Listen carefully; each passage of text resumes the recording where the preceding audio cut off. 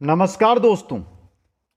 पशु परिचर भर्ती के लिए हम देख रहे थे नए जिलों के अनुसार राजस्थान का भूगोल, और आज हमारी क्लास नंबर 6 है, जिसके अंदर जो बेसिक टॉपिक है भूगोल का, वो पहला टॉपिक आज हमारा शुरू हो रहा है, राजस्थान के भौतिक प्रदेश।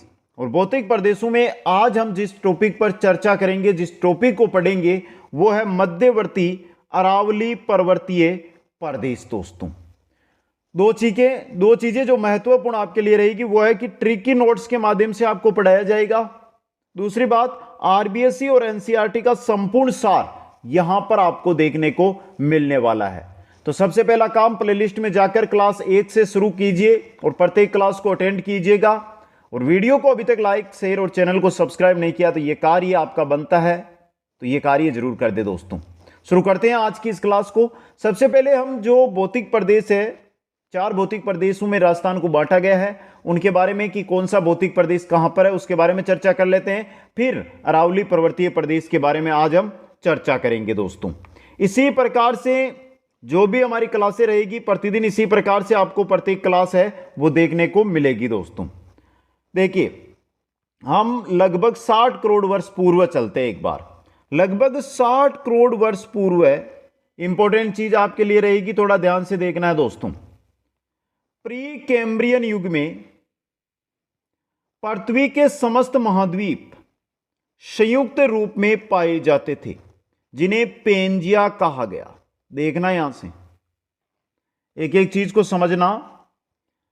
60 करोड़ वर्ष पूर्व जो पृथ्वी है ना, ये पृथ्वी है आपकी, ये पृथ्वी है। और जो हम पढ़ते हैं ना, उत्तरी अमेरिका, दक्षिणी America, Europe, Asia, Australia, Africa, ये सभी महाद्वीप एक ही जगह थे और इनको कहते थे पेंजिया। और पेंजिया के चारों ओर जो विस्तृत जलभाग था, जो हमारे महासागर है, इनको क्या कहते थे? पेंतारासा कहते थे। दोस्तों समझ गए? पेंतारासा कहा गया। तो ये तो हो गई बेसिक। अब थोड़ा सा आगे चलिए, आगे देखिए दोस्तों, फिर वापस मैप की ओर चलेंगे, जो चित्र बना हुआ है उसकी ओर चलेंगे।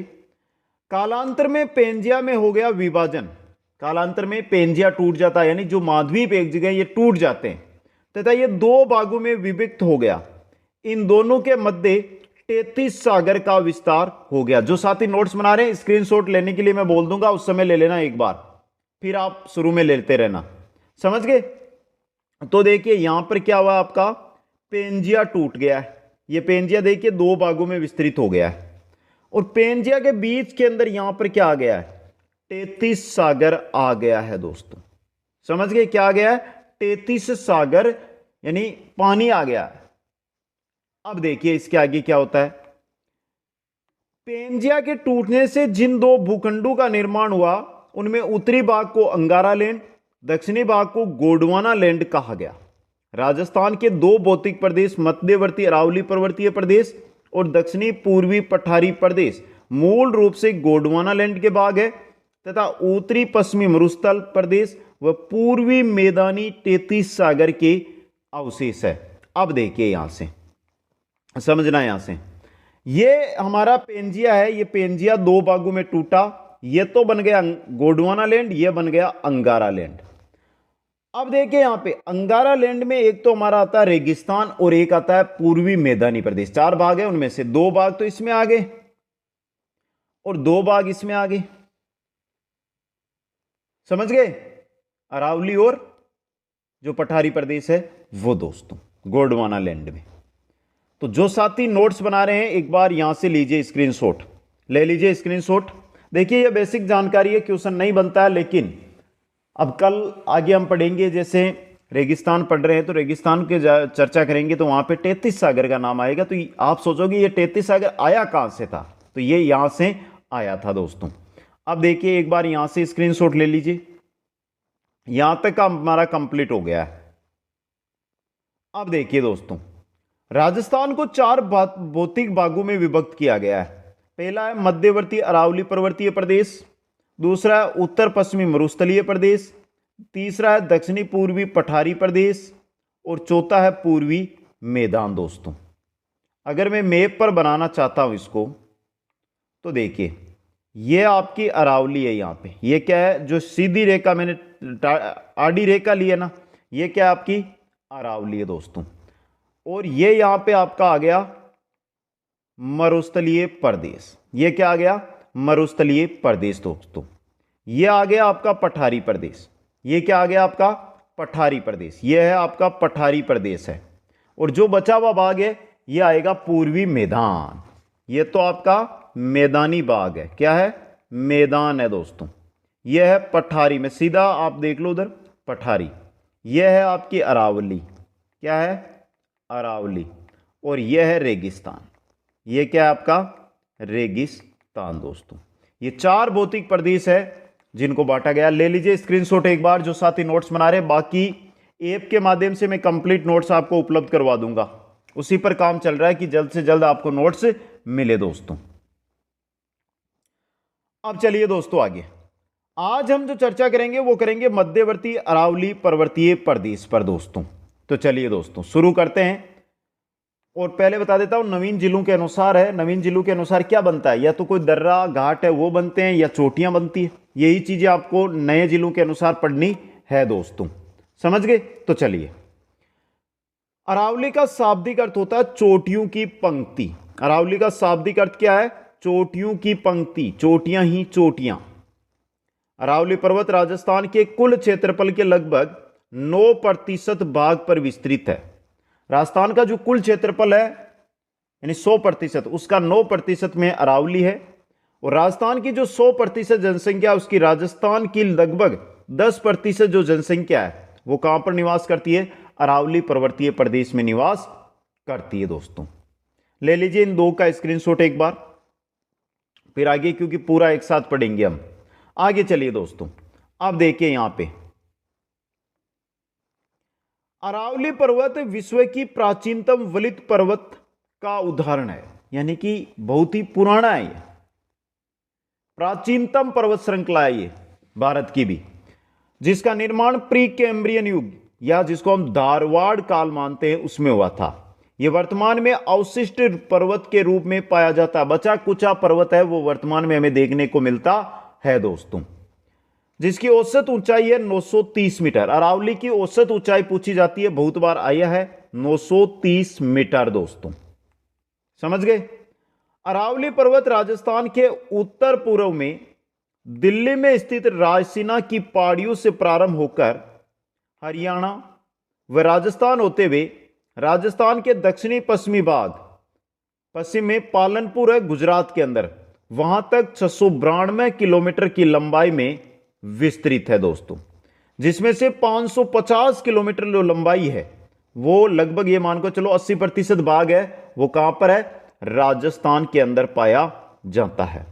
अब देखिए मैं अगर समझाऊं, ये राजस्थान है हमारा, यहां पर है रायसीना की पहाड़ियां ऊपर दिल्ली के अंदर, वहां से लेकर ये गुजरात के अंदर है पालनपुर, यहां तक ये आपका क्या है, अरावली पर्वतमाला है। कुल लंबाई इसकी 692 किलोमीटर है। ये देखिए 692। इसमें से राजस्थान है ना, राजस्थान में इसकी जो लंबाई है वो 550 किलोमीटर है दोस्तों। आ गया समझ में। अब देखिए राजस्थान में कहां से प्रारंभ होता है, तो देखिए राजस्थान की अगर हम चर्चा करते हैं, ये हमारा राजस्थान है, यहां से प्रारंभ होकर यहां तक चलता है। तो देखिए राजस्थान में अरावली पर्वत नीम का थाना जिले में खेतड़ी से प्रारंभ होता है। खेतड़ी पहले झुंझुनू में था, अब नीम का थाना में आ गया वो। तो नीम का थाना में खेतड़ी है, वहां से प्रारंभ होकर सिरोही जिले के अंदर, यहां पे देखिए यहां पर सिरोही है, उसमें एक जगह है खेड़ब्रह्म, वहां तक विस्तृत है। और खेतड़ी से खेड़ब्रह्म की जो दूरी है वो 550 किलोमीटर है दोस्तों। समझ गए। ले लीजिए स्क्रीनशॉट इसका। चलते आगे दोस्तों। आगे देखिए दोस्तों, अब देखिए यहां पे अरावली की सुदूर दक्षिणी जड़, यानी यह आपका राजस्थान, अरावली यहां से रायसीना की पहाड़ियों से निकलती है और इस प्रकार आगे चली जाती है। भारत तो आपका यहीं पे पूरा हो गया, ये भारत मान लो आप, ये भारत है। लेकिन यहां पर ये जड़ है ना, ये मिनिकॉय द्वीप यानी लक्षय द्वीप तक विस्तृत है दोस्तों। अरावली पर्वत राजस्थान के दक्षिणी पश्चिम में सिरोही व उदयपुर जिलों से प्रारंभ होता है। दक्षिण पश्चिम की अगर बात करें ना इसकी ओर, तो सिरोही उदयपुर जिलों से यह प्रारंभ होता है दोस्तों। यह बेसिक जानकारी अरावली पर्वतमाला की हो गई। अब सबसे इंपॉर्टेंट चीज आती है कि राजस्थान के अंदर अरावली के अंदर जो दर्रे हैं, जो नाल है, वो कौन कौन से हैं। तो ले लिया स्क्रीनशॉट, आगे चलिए। अब फटाफट स्क्रीनशॉट ले लीजिए दोस्तों। अरावली में स्थित दर्रे, अरावली में कौन कौन से दर्रे हैं, तो चलिए देखते हैं दोस्तों। अरावली में स्थित दर्रों को स्थानीय भाषा में नाल कहा जाता है, जो सर्वाधिक मध्य अरावली व दक्षिणी अरावली में पाए जाते हैं। यह अरावली और सर्वाधिक जो दर्रे हैं ना आपके, वो यहां पर है। जो ये कोष्टक बनाया ना, इस अरावली के अंदर सर्वाधिक दर्रे आपको देखने को मिलेंगे। अब देखिए पूरे नए जिलों के अकॉर्डिंग है ये। स्क्रीनशॉट अगर आपको लेना है तो थोड़ा सा ध्यान से मैं पूरे दर्रे एक साथ ले लेता हूं, जिससे आप आसानी से ले सके। ये देखिए, पाली के अंदर है देसुरी की नाल व हथियागुड्डा की नाल, 2 दर्रे हैं। राजसमंद के अंदर बहुत अधिक मात्रा में दिवेर की नाल है, कामली घाट है, गोरम घाट है, हल्दी घाटी है, पीपली घाट है, सोमेश्वर घाट है, झीलवा की नाल जिसको हम पगलिया की नाल कहते हैं, कभी पाली में पड़ती थी लेकिन वर्तमान में राजसमंद में इसको माना जाता है दोस्तों। एक बार साथ में देख लीजिए, फिर एक बार इनको साथ में बोलेंगे जिससे आपको याद हो। उदयपुर में देखिए फुलवारी की नाल है, केवड़ा की नाल है, देबारी की नाल है और केवला की नाल है दोस्तों। ब्यावर नया जिला बना है, उसमें बर, परवेरिया, शिवपुर घाट और सुरा घाट, ये चारों के चारों पहले अजमेर जिले में आते थे, लेकिन अजमेर से नया जिला बन गया ब्यावर, अजमेर को तोड़ दिया गया, तो अब ये ब्यावर में चले गए। तो अजमेर में कौन से दर्रे बचे हैं? पीपली की नाल, स्वरूप घाट, उदाबरी की नाल और पाकरिया की नाल, ये मुख्य नालें या दर्रे हैं जो अब अजमेर में है। इसके अलावा बूंदी के अंदर है लाखेरी दर्रा, खटखट घाट, रामगढ़ दर्रा और चेतावास दर्रा। ये मुख्य राजस्थान के जो दर्रे हैं वो आपके सामने मैंने बता दिए हैं। एक बार देखिए याद करने का तरीका, बोलिए मेरे साथ। पाली में कौन कौन से हैं? एक तो देसुरी की नाल है और दूसरा हाथियागुड़ा। पाली में देसुरी की नाल, हाथियागुड़ा नाल। राजसमंद में दिवेर की नाल, कामली घाट, गोरम घाट, हल्दी घाटी, पीपली घाट, सोमेश्वर घाट और झिलवा की नाल। झिलवा की जो नाल है इसको पगलिया की नाल भी कहते हैं, जो राजसमंद में स्थित है दोस्तों। उदयपुर में देखिए फुलवारी की नाल, केवड़ा की नाल, देबारी की नाल और केवला की नाल दोस्तों। ब्यावर में बर, परवेरिया, शिवपुर घाट, सुरा घाट। अजमेर में पीपली की नाल, स्वरूप घाट, उदाबरी की नाल और पाकरिया की नाल। बूंदी में लाखेरी दर्रा, खटखट घाट, रामगढ़ दर्रा और चेतावास का दर्रा है बूंदी में। ले लीजिए स्क्रीनशॉट दोस्तों। ये कंप्लीट दर्रे हैं आपके, बस इतने ही दर्रे आपको पढ़ने हैं, यानी एक जो स्क्रीन आपको दिखाई दे रही है उस पर कंप्लीट स्लाइड में पूरे के पूरे दर्रे आपके सामने मैंने रख दिए दोस्तों। 10th स्टैंडर्ड का आपके पेपर बनकर आएगा, उसी के अकॉर्डिंग हम तैयारी कर रहे हैं। ये नहीं है कि बहुत डीपली जा रहे हैं, बहुत डीपली नहीं जाएंगे, आपके स्तर के अनुसार तैयारी करेंगे और पेपर का जो स्तर बनेगा वो आपको क्वेश्चन आंसर से पता चल जाएगा। साथ में हम 1-2 दिन में क्लासें भी जो टॉपिक हुए हैं उनके क्वेश्चन आंसर की भी लेकर आएंगे, जिससे आपको रिवीजन भी अच्छा होता रहे दोस्तों। अब आगे चलिए दोस्तों। अब देखिए यहां पे लूनी एवं बनास नदियां अरावली की द्विविभाजित करती है। लूनी और बनास नदियां ना अरावली को 2 भागों में बांटती है। अरावली पर्वत राजस्थान का सबसे प्रमुख जल विभाजक है, जिसके पश्चिम डाल से निकलने वाली नदियां अरब सागर में गिरती है, जबकि पूर्वी डाल से निकलने वाली नदियां बंगाल की खाड़ी में गिरती है। यह अरावली इस प्रकार है। तो पूर्वी डाल से निकलेगी ना, ये तो बंगाल की खाड़ी में जाएगी, पश्चिमी की ओर निकलेगी, यह अरब सागर की ओर जाएगी दोस्तों। समझ गए? अरावली की चट्टानें। अरावली का निर्माण अरावली व देहली महासमुह की चट्टानों से हुआ। आ सकता है क्वेश्चन ये। अरावली महासमुह की जो अधिकांश चट्टानें हैं वो क्वार्टरजाइट व फाइलाइट तथा देहली महासमुह की जो चट्टानें हैं वो क्वार्टरजाइट व शिष्ट प्रकार की है। सीधा क्वेश्चन आएगा कि अरावली की चट्टानें है वो किस महासमुह की है, तो आपको याद रखना अरावली व देहली महासमुह, अरावली व देहली महासमुह की है दोस्तों। तो ले लीजिए स्क्रीनशॉट, एक बार यहां से स्क्रीनशॉट ले लीजिए, फिर आगे चलते हैं। और पहले बता रहा हूं नोट्स बना लेना, शायद ही आपको कोई गाइड या कोई क्लास में ऐसे नोट्स मिलेंगे, कभी नहीं मिलेंगे दोस्तों। अब देखिए एक आती है ग्रेट बाउंड्री फोल्ड, महान सीमांत भ्रंश। क्या है चीज ये? देखिए राजस्थान के दक्षिणी पूर्वी भाग में अरावल सेल समूह है, दक्षिणी पूर्वी भाग के अंदर यहां पर है ये, तथा विंध्याचल सेल समूह को अलग करने वाले भ्रंश को महान सीमांत भ्रंश कहा जाता है। समझे नहीं आप? तो देखिए एक बार इसको समझने का प्रयास कीजिएगा। ये तो आपका क्या आ गया, अरावल मानसेम, जो से आपका अरावल सेल समूह आ गया। इधर नीचे की तरफ यहां पर है आपका विंध्याचल सेल समूह। इसको जो ये अलग करती है यह है आपकी महान सीमांत भ्रंश, ग्रेट बाउंड्री फोल्ड। समझ गए? देखिए यह भ्रंश चंबल नदी के समानांतर चित्तौड़गढ़ से लेकर कोटा बूंदी के सीमावर्ती भाग, सवाई माधोपुर, करौली, धौलपुर जिलों से होते हुए उत्तर प्रदेश में चला जाता है। और इसकी कुल जो लंबाई है वो कितनी है? 800 किलोमीटर है। इसकी कुल लंबाई की अगर बात करें तो 800 किलोमीटर इसकी कुल लंबाई है दोस्तों। यह है ग्रेट बाउंड्री फोल्ड, जीबीएफ, महान सीमांत भ्रंश। ले लीजिए स्क्रीनशॉट।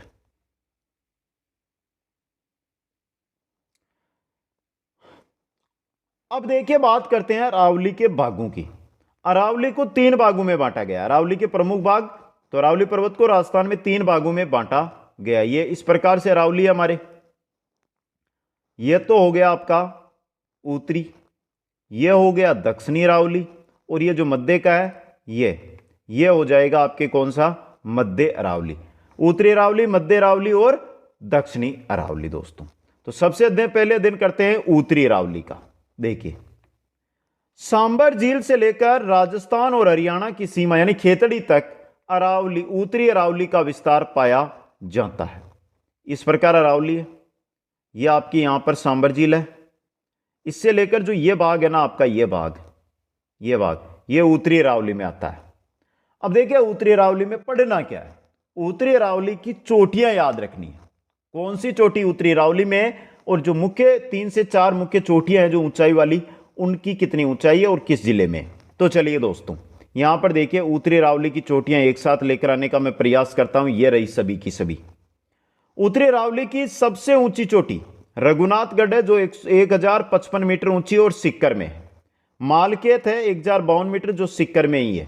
लोहारगल है जो 1051 मीटर ऊंची है जो आपके नीम का थाना के अंदर स्थित है, पहले झुंझुनू में थी। भोजगढ़ 997 मीटर ऊंचाई पर है और नीम का थाना जिले में स्थित है। खो 920 मीटर की ऊंचाई पर है जो जयपुर जिले में है। बरवाड़ा 786 मीटर है जो जयपुर में है। जयपुर ग्रामीण आएगा यहाँ पे, जयपुर ग्रामीण करना, यहाँ पे मैंने जयपुर ही लिख रखा है, जयपुर ग्रामीण है दोस्तों ये, जयपुर ग्रामीण। बबाई 780 मीटर जो झुंझुनू में है। बिलाली 775 मीटर जो वर्तमान में अलवर में है। बेराड़ जो 704 मीटर जो पहले जयपुर में मानते थे लेकिन अब कोटपुतली बहरोड जिले में है। जयगढ़ 648 मीटर जो जयपुर में है। नारगढ़ 599 मीटर जो कहां पर है? जयपुर के अंदर है। तो देखिए उत्तरी अरावली की जो हम बात कर रहे हैं, उत्तरी अरावली, उसकी जो चोटियां हैं वो आपके सामने मैंने रख दी है। इनमें से शुरू की जो 5 से 7 चोटियां ना बब्बाई तक की, ये आपको दिमाग में सेट कर लेनी है, इनकी कितनी ऊंचाई है और किस जिले में, क्योंकि लगभग चांस ये है कि यहीं से आपका क्वेश्चन बनकर आने वाला है। बाकी बैराट इंपॉर्टेंट है क्योंकि इतिहास में सभ्यता भी है बैराट सभ्यता, इस वजह से इंपॉर्टेंट बन सकती है। तो ले लिया स्क्रीनशॉट। अब आगे चलते हैं दोस्तों। ये थी उत्तरी अरावली। अब आती है हमारी मध्य अरावली। देखिए मध्य अरावली, यह अरावली का सर्वाधिक संकीर्ण भाग है। अरावली आपकी जो फैली हुई है ना वो इस प्रकार से फैली हुई है, इस प्रकार से। यह विस्तृत भाग है दक्षिण वाला, यह आपका ठीक ठाक है, लेकिन यहां बीच में से यह बिल्कुल सिकुड़ जाती है, जिसका विस्तार मुख्यतः अजमेर और ब्यावर जिले में मध्य अरावली का। अब देखिए इसकी सबसे ऊंची चोटियां है तारागढ़ 873 मीटर है, और अजमेर जिसको बीटड़ी की पहाड़ी कहते हैं दोस्तों। दूसरी है आपकी लूणी नदी। कौन सी है? लूणी नदी जहां से निकलती है वो है नागपाड़ जो 795 मीटर की ऊंचाई पर है, और यह भी कहां पर है? अजमेर के अंदर। तो यह है आपके मध्य अरावली की चोटियां। कहां की? मध्य अरावली की चोटियां दोस्तों। ले लीजिए स्क्रीनशॉट एक बार। फिर चलते हैं दक्षिणी अरावली की ओर, बात करते हैं दक्षिणी अरावली की। पशु परिचर बनना है तो एक एक क्लास लेना होगा दोस्तों आपको, वो भी बिल्कुल निःशुल्क। दक्षिणी अरावली, पहले दक्षिणी अरावली के बारे में चर्चा कर लेते हैं थोड़ी सी, फिर चोटियां देखेंगे। यह अरावली का सर्वाधिक विस्तृत व सबसे ऊंचा भाग है।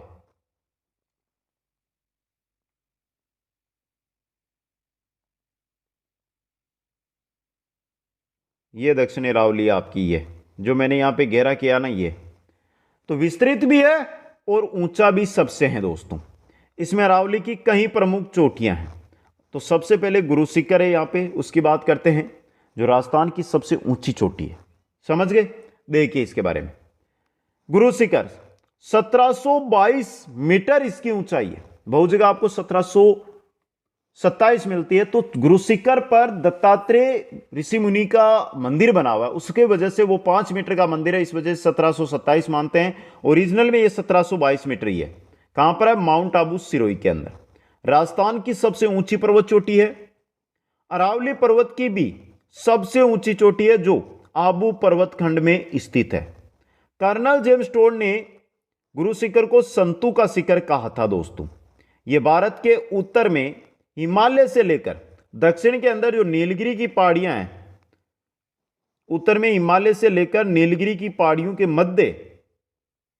मध्यवर्ती भारत की सबसे ऊंची पर्वत चोटी है। वो आपकी कौन सी है? गुरु शिखर है दोस्तों।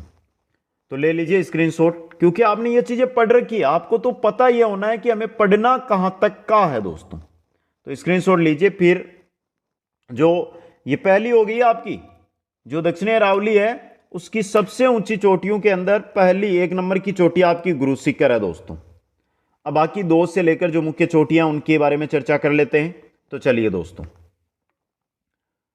2 से लेकर 10 तक 10 चोटियां मुख्य रहती है, इतने ही क्वेश्चन बनता है।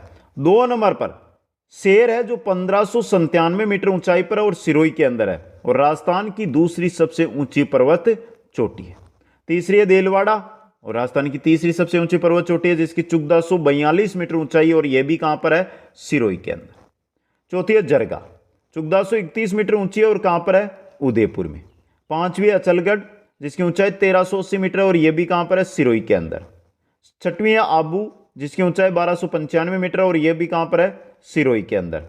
सातवीं है कुंभलगढ़, जिसकी ऊंचाई 1224 मीटर है, और यह कहां पर है? राजसमंद के अंदर। आठवीं है ऋषिकेश, जिसकी ऊंचाई 1017 मीटर है, और यह कहां पर है? सिरोही के अंदर। नवीं है कमलनाथ की पहाड़ी, जो 1001 मीटर की ऊंचाई पर है और सिरोही में है। 10वीं है सज्जनगढ़, जो 938 मीटर की ऊंचाई पर है, और कहां पर है? उदयपुर के अंदर। तो ये 10 प्रमुख चोटियां हैं जो आपके दक्षिणी अरावली की है। दक्षिणी अरावली की प्रमुख चोटियां जो आपके सामने मैंने रख दी है। ले लीजिए स्क्रीनशॉट यहां से एक बार। अब चलिए आगे दोस्तों, देखिए अरावली की दक्षिणी ढालों पर मक्का की कृषि की जाती है। इस प्रकार अरावली है ना, तो ये जो ढाल है ना, ये ढाल, यहां पर मक्का किया जाता है। अरावली का सर्वाधिक विस्तार उदयपुर जिले में और न्यूनतम विस्तार अजमेर में है दोस्तों। ये भी इंपॉर्टेंट फैक्ट है आपके लिए। अरावली का सर्वाधिक विस्तार किस जिले में, न्यूनतम विस्तार किस जिले में, तो याद रखना है। ये तीनों अरावली हो गई हमारी, दक्षिण, मध्य और उत्तरी अरावली। अब बात करते हैं, कुछ पहाड़ियां भी है यहां पर, कुछ पठार भी है, और वो कहां पर स्थित है उनके बारे में दोस्तों। तो सबसे पहले जो हमारी आ रही है, वो आ रही है मेरवाड़ा की पहाड़ियां। देखिए ब्यावर जिले में टोडगढ़ के समीप ब्यावर, पाली और राजसमंद जिलों में विस्तृत पहाड़ियां जो मारवाड़ के मैदान तथा मेवाड़ के पठार को अलग करती है, मेरवाड़ा की पहाड़ियां कहलाती है। तो ब्यावर जिले में है टोडगढ़, टोडगढ़ से लेकर राजसमंद के मध्य विस्तृत है, कुछ भाग पाली में भी जाता है इन पहाड़ियों का। तो यह मेवाड़ का जो पठार है और मारवाड़ का जो मैदान है, रेगिस्तान, उनको अलग करती है मेरवाड़ा की पहाड़ियां। ये पहाड़ियां मध्य अरावली में स्थित है तथा इन्हीं पहाड़ियों में कामली घाट का जो दर्रा है वो स्थित है। कामली घाट का दर्रा यहीं पर स्थित है दोस्तों। लीजिए स्क्रीनशॉट, यह है मेरवाड़ा की पहाड़ियां। कहां पर है, क्या काम इनका है, किनको अलग करती है, वो आपके सामने। अगली आती है हमारी जसवंतपुरा की पहाड़ियां दोस्तों। देखिए जालोर व सिरोही जिलों, जालोर और सिरोही के सीमावर्ती भाग में, तो जालोर से अलग सांचौर हुआ, सांचौर पश्चिम में पड़ा है, और जालोर के पूर्व में सिरोही है, समझ गए, ये याद रखना है। तो जालोर व सिरोही जिलों के सीमावर्ती भागों में स्थित जसवंतपुरा की पहाड़ियों में राजस्थान का प्रथम बालू अभयारण्य स्थापित किया जाएगा। इन पहाड़ियों की सबसे ऊंची पर्वत चोटी है डोरा पर्वत, जो जालोर में। डोरा पर्वत कहां पर है? जालोर के अंदर। इन्हीं पहाड़ियों में जालोर जिले में रोजा भाकर, इसराना भाकर और जारोला पहाड़ स्थित है। रोजा भाकर, इसराना भाकर, जारोला पहाड़, ये सभी के सभी जालोर के अंदर है और जसवंतपुरा की पहाड़ियों में स्थित है दोस्तों। क्लास कैसी लग रही है कमेंट करके बताते रहें, वीडियो को लाइक शेयर करते रहे। अभी लगभग 10 मिनट की क्लास बाकी है, कारण क्योंकि अब हम पढ़ने वाले हैं अन्य प्रमुख पर्वत एवं पठार, वेरी इंपॉर्टेंट, जिनमें पहला आएगा उड़िया का पठार। सिरोही जिले में स्थित उड़िया का पठार राजस्थान का सबसे ऊंचा पठार है। उड़िया का पठार सिरोही जिले में स्थित है और राजस्थान का सबसे ऊंचा पठार है, जिसकी ऊंचाई 1360 मीटर है। दूसरा है आबू पठार या आबू पर्वत। सिरोही जिले के माउंट आबू क्षेत्र में स्थित, सिरोही जिले का जो माउंट आबू क्षेत्र है वहां पर आबू पठार है। राजस्थान का दूसरा सबसे ऊंचा पठार है, जिसकी ऊंचाई 1200 मीटर है। इसी आबू पर्वतखंड में गुरु शिखर पर्वत चोटी, यानी गुरु शिखर पर्वत चोटी है, वो आबू पठार के अंतर्गत आती है, आबू पठार पर स्थित है दोस्तों। उड़िया का पठार, आबू का पठार, ले लीजिए स्क्रीनशॉट। आगे चलते हैं, तीसरा हमारे आता है, वो आता है बोराट का पठार दोस्तों। देखिए, उदयपुर जिले में गोगुंदा से लेकर राजसमंद जिले में कुंभलगढ़ के मध्य जो पठार है वो बोराट का पठार है और बहुत बार एग्जामों में आया है। इस पठार पर उदयपुर जिले में जरगा व रागा पहाड़ियां स्थित है। जरगा व रागा पहाड़ियां कहां पर है, यह भी इंपॉर्टेंट बन सकता है आपके लिए, जो सदा हरा भरा रहने के कारण देशहरो कहलाती है। जरगा व रागा पहाड़ियां सदा हरा भरा रहती है, इसी वजह से देशहरो कहलाती है। यहीं पर उदयपुर जिले में मगरा पहाड़ी भी है, यानी बोराट के पठार में ही मगरा पहाड़ी उदयपुर के अंदर स्थित है दोस्तों। अगला लासड़िया का पठार या लसाड़िया का पठार। सलूम्बर, पहले तो ये उदयपुर में था, लेकिन अब सलूम्बर नया जिला बना उदयपुर से। तो सलूम्बर जिले में जैसमंद झील भी अब आपकी सलूम्बर में है, पहले उदयपुर में थी। सलूम्बर जिले में जैसमंद झील के पूर्व में स्थित अत्यंत कटा फटा पठार कौन सा है? लासड़िया, लसाड़िया का पठार है दोस्तों।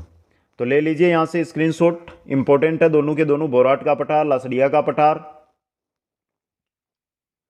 आगे चलिए दोस्तों, नेक्स्ट आता है मेसा का पठार। देखिए, चित्तौड़गढ़ जिले में स्थित मेसा पठार पर चित्रकूट पहाड़ी पर राजस्थान का प्राचीनतम गिरी दुर्ग चित्तौड़गढ़ का किला स्थित है दोस्तों। मेसा का पठार चित्तौड़ में है, मेसा के पठार पर चित्रकूट पहाड़ी है और चित्रकूट पहाड़ी पर चित्तौड़गढ़ का किला है, जो गिरी दुर्ग है, यानी कि गिरी दुर्ग मतलब पर्वत पर स्थित दुर्ग, समझ गए। अगला है ऊपरमाल का पठार।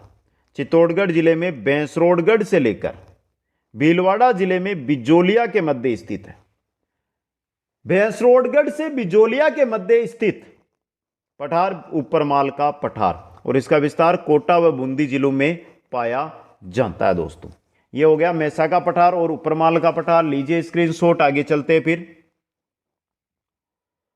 अब देखिए आगे नाम आ रहा है आपके बाकर और बोमट। ये क्या है? बाकर और बोमट, एक तो है बाकर, दूसरा है बोमट। ये क्या चीज है दोस्तों? तो देखिए, पूर्वी सिरोही में पाई जाने वाली तीव्र ढाल युक्त कटक नुमा पहाड़ियां बाकर कहलाती है। जो सिरोही है उसका पूर्वी भाग है ना, उसमें पाई जाती है। कटकनुमा पहाड़ियां होती है, तीव्र ढाल होती है इनके अंदर, उन्हीं को बाकर कहते हैं। और इन पर ग्रासिया जनजाति के लोग निवास करते हैं। कौन रहते हैं इन पर? ग्रासिया जनजाति के लोग यहां पर निवास करते हैं। पूर्वी बोमट देखिए, पूर्वी सिरोही, उदयपुर और डूंगरपुर का जो पर्वतीय क्षेत्र है, जहां भील जनसंख्या अधिक है, भील जनसंख्या अधिक निवास करती है, उसको बोमट कहते हैं। इसमें देखिए पूर्वी सिरोही भी आएगा, उदयपुर भी आएगा, डूंगरपुर भी आएगा और सलूम्बर भी आता है इसमें, समझ गए आप। तो यह है आपका बोमट, जहां पर भील जनसंख्या अधिक निवास करती है। दोनों ही वेरी इंपॉर्टेंट है, बाकर और बोमट, क्योंकि आए हुए क्वेश्चन है, पहले ही पूछा गया इनसे क्वेश्चन। तो ले लीजिए स्क्रीनशॉट। बाकर और बोमट के बाद नया नाम आता है मेवल। ये मेवल क्या है दोस्तों? देखिए, डूंगरपुर और बांसवाड़ा जिलों का सीमावर्ती भाग मेव अथवा डूंगरी की उपस्थिति के कारण मेवल कहलाता है। डूंगरपुर और बांसवाड़ा का जो सीमावर्ती भाग है वो तो आपका मेव है, लेकिन डूंगरी की उपस्थिति के कारण मेवल कहलाता है दोस्तों। गिरवा, गिरवा बहुत इंपॉर्टेंट है, पहले ही बता रहा हूं, डबल स्टार मान लेना आपके लिए। उदयपुर शहर के चारों ओर पाई जाने वाली तस्तूरी नुमा पहाड़ियों को गिरवा कहा जाता है, और राजस्थान का उदयपुर शहर तस्तूरी नुमा बेसिन में बसा हुआ है। तो गिरवा क्या है? तस्तूरी नुमा पहाड़ियों को गिरवा कहा जाता है दोस्तों। मेवल और गिरवा ले लीजिए स्क्रीनशॉट यहां से। चलते हैं फिर आगे।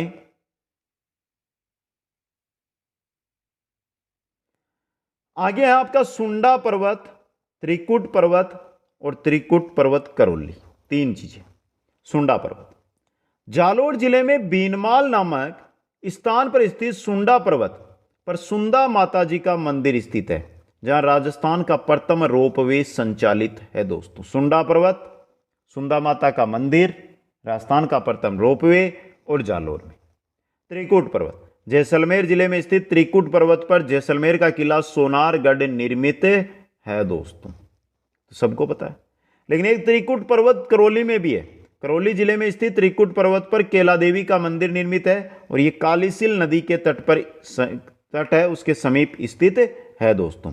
सुंडा जालोर, त्रिकुट जैसलमेर और त्रिकुट करौली, तीन आपके सामने। लीजिए स्क्रीनशॉट। आगे चलते हैं। चिड़ियाटूक की पहाड़ी बहुत नाम सुना है, जोधपुर वाली। यह रही आपकी चिड़ियाटूक की पहाड़ी दोस्तों। देखिए, जोधपुर जिले में स्थित चिड़ियाटूक की पहाड़ी पर जोधपुर का किला मेहरानगढ़, जिसको मयूर ध्वजगढ़ कहते हैं, वो बनाया गया, वो स्थित है दोस्तों। चित्रकूट पहाड़ी चित्तौड़गढ़ जिले में मेसा पठार पर स्थित चित्रकूट पहाड़ी पर चित्तौड़गढ़ का किला स्थित है, जो हमने देख लिया, गिरिदुर्ग की श्रेणी में यह आता है दोस्तों। ले लीजिए चिड़ियाटूक की पहाड़ी और चित्रकूट पहाड़ी का स्क्रीनशॉट, लिख लीजिए अपनी कॉपी में। आगे आती है मुकंदवाड़ा की पहाड़ियां दोस्तों और मालानी पर्वत। झालावाड़ जिले में झालरापाटन से लेकर कोटा के मध्य भाग तक विस्तृत पहाड़ियों को मुकंदवाड़ा की पहाड़ियों के नाम से जाना जाता है। झालावाड़ जिले में झालरापाटन से लेकर कोटा के मध्य का जो विस्तृत पहाड़ी भाग है, मुकंदवाड़ा की पहाड़ियां कहलाती है, और इन्हीं पहाड़ियों में मुकंदरा हिल्स टाइगर रिजर्व की स्थापना की गई है दोस्तों। तो इंपॉर्टेंट। मालानी पर्वत जालोर से लेकर बालोतरा नया जिला बन गया है, तो जालोर से लेकर बालोतरा के मध्य विस्तृत पर्वत को मालानी पर्वत के नाम से जाना जाता है दोस्तों। मुकंदवाड़ा की पहाड़ियां और मालानी पर्वत आपके सामने। आगे आता है रामगढ़ पहाड़ी, हर्ष पर्वत और खंडेला की पहाड़ियां, और है खंडेला की पहाड़ियां। रामगढ़ पहाड़ी बारां जिले में स्थित अर्धचंद्राकार पहाड़ी रामगढ़ पहाड़ी के नाम से जानी जाती है, और इस पहाड़ी के मध्य एक उल्का झील स्थित है, जो आपको बनाती है इंपॉर्टेंट इस पहाड़ी को। हर्ष पर्वत सीकर जिले में स्थित हर्ष पर्वत पर हर्षनाथ का मंदिर निर्मित है, तथा इसके समीप ही जीण माता का मंदिर भी स्थित है। खंडेला की पहाड़ियां सीकर जिले में स्थित खंडेला की पहाड़ियों से कांतली नदी निकलती है। तो ये पहाड़ियां सभी आपके अरावली पर्वतमाला का हिस्सा है दोस्तों, और यह थी आपकी राजस्थान की मध्यवर्ती अरावली पर्वतीय प्रदेश दोस्तों, जिसके बारे में जो आपके मैटर दिया गया है कक्षा 6 से लेकर कक्षा 12 के मध्य, वो आपको करवा दिया। 10 का बोलकर 12 तक का करवाया, क्योंकि क्वेश्चन अगर कठिन बना तो भी आप सही अटेंड करें दोस्तों। अब जल्दी से जिन साथियों ने, देखिए एक चीज सुनिए, यहां पे मेन चीज क्या होती है? मेन है मनोबल, चाहे आपका हो चाहे मेरा हो। तो आपका मनोबल मैं बढ़ा रहा हूं, आप मेरा मनोबल बढ़ाने के लिए एक बार जल्दी से सभी साथी वीडियो को लाइक कर देना, जो साथी यहां तक बनकर आए हैं। अभी तक शेयर नहीं किया, 5 मित्रों तक शेयर करें, और सभी साथी जो नए जुड़े हैं वो चैनल को सब्सक्राइब करें। आप सभी साथियों को बहुत बहुत धन्यवाद। जय हिंद, जय भारत। मिलते हैं कल इसके नेक्स्ट पार्ट, जो थार का मरुस्थल रेगिस्तान है, उसके साथ दोस्तों।